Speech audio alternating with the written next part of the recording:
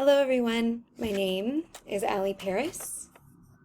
It is April 27th, 2022, and this is Unit 4 Case Connections. I'm going to start with case number 2. So, scenario number 1. A full-term girl was born by normal vaginal delivery and was released from the hospital at 3 days of age. At 9 days of age, a screening test for branched-chain amino acids came back positive, and the child was readmitted to the hospital for further evaluation. There was no history of any genetic disease in either family, and both older siblings were well. The symptoms of this patient are consistent with a diagnosis of maple syrup urine disease.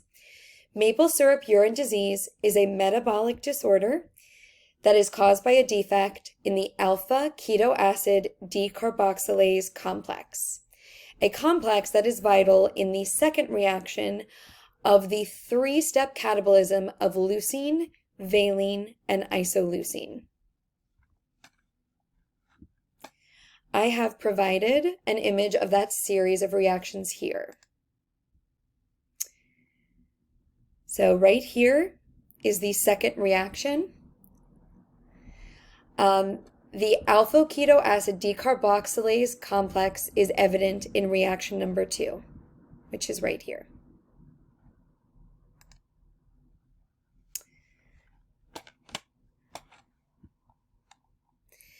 The test for branched chain amino acids came back positive. This is consistent with the diagnosis of maple syrup urine disease, in which patients present elevated levels of valine, leucine, and isoleucine in their urine.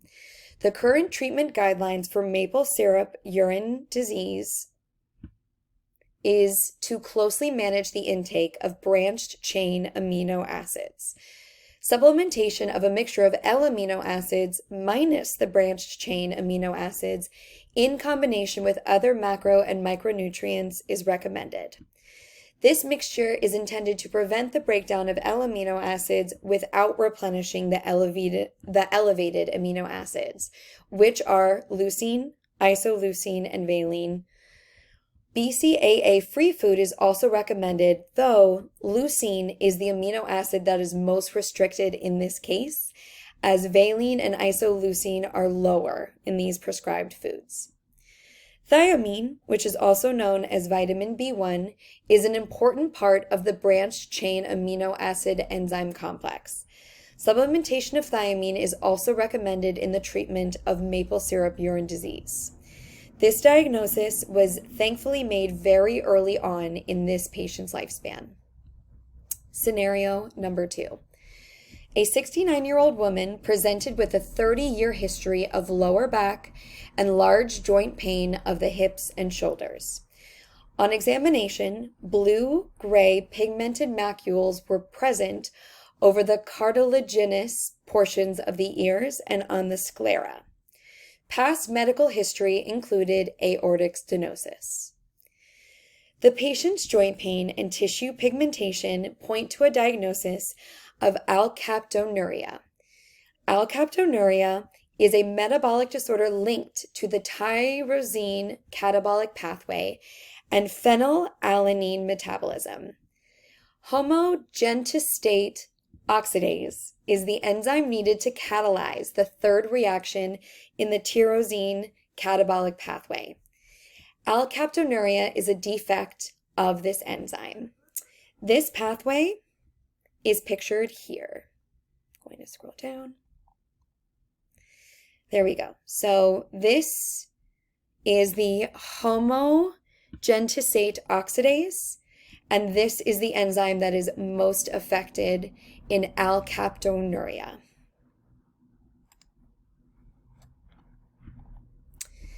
This defect prevents the breakdown of homogentisate oxidase, which oxidizes to benzoquinone acetate, a substance that builds up in the body and binds to connective tissue, causing joint problems.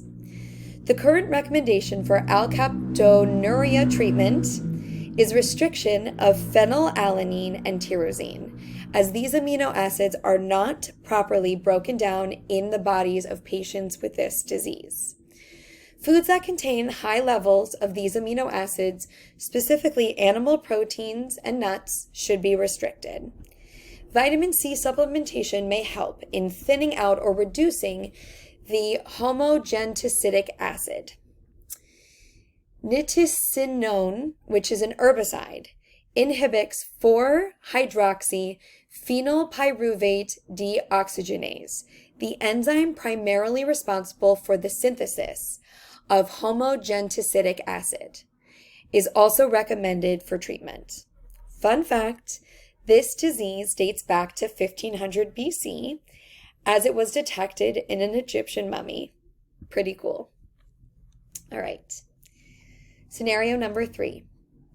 A 4-day-old infant is being followed in your clinic. Her birth weight was 5.9 pounds, and the pregnancy and birth, vaginal delivery, were normal. Results from the newborn screening demonstrated an elevated phenylalanine level. The elevated levels of phenylalanine in the screening from this newborn are consistent with a diagnosis of phenylketonuria. This elevation in phenylalanine levels, also known as, bear with me, hyperphenylalanemias, are consistent with a defect in phenylalanine hydroxylase, the enzyme that converts phenylalanine to tyrosine. This defect in phenylalanine hydroxylase means that phenylalanine is not converted to tyrosine. Because phenylalanine is not converted to tyrosine as a result of this defect, tyrosine supplementation is essential in the treatment of this disorder. The current treatment for this disease is a diet low in phenylalanine, specifically restriction of foods high in protein, including animal proteins and legumes. Supplementation with a multivitamin is recommended to make up for the patient's diet, for the gaps in the patient's diet due to the restrictions of these foods. Case number 3. And this is moving on to case number 3. A 47-year-old man presents with severe pain in his right great toe. He is unable to bear weight on his right foot, and there was no apparent trauma. He reports the pain started last night and continued to increase in severity. Based on his physical exam and laboratory findings, he is diagnosed with gout. Gout can be caused by several different mechanisms, and blood samples are drawn and urinalysis is performed. The best explanation for the presentation of gout in this individual is overproduction and overexcretion of purines. Gout, or Gouty arthritis, is an inflammatory reaction to serum urate levels exceeding the solubility limit, resulting in a hardening and buildup of sodium urate crystals in the joints and tissues.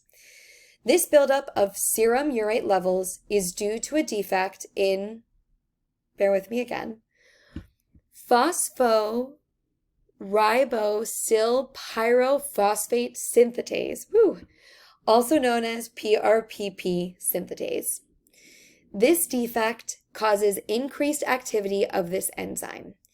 PRPP synthetase is an enzyme that catalyzes the synthesis of PRPP from ATP and ribose 5-phosphate. The increase in the concentration of this enzyme leads to an overproduction of purines. The patient's high serum urate levels indicate an affinity for ribose 5-phosphate and point to an overproduction of purine catabolites. The decreased salvage of purines cannot be the reason because the high serum urate levels indicate an overproduction of purines that are present in the body. Diminished uric acid in this patient's urine may be due to the crystallization of urate crystals in the patient's body, leading to the gouty arthritis. Therefore, the diminished uric acid in the patient's urine is a symptom of his condition rather than a cause. The patient's switch from dietary soda to regular soda has a massive impact on his present condition. Fructose is metabolized differently in the body than the other carbohydrates and results in a massive depletion in adenosine triphosphate, also known as ATP. The depletion of ATP leads to an accumulation of adenosine monophosphate, also known as AMP, and the stimulation of ATP deaminase. ATP deaminase then triggers the production of uric acid, which can accumulate in the tissues and joints as sodium urate crystals, causing the inflammatory reaction of gouty arthritis. Thank you so much.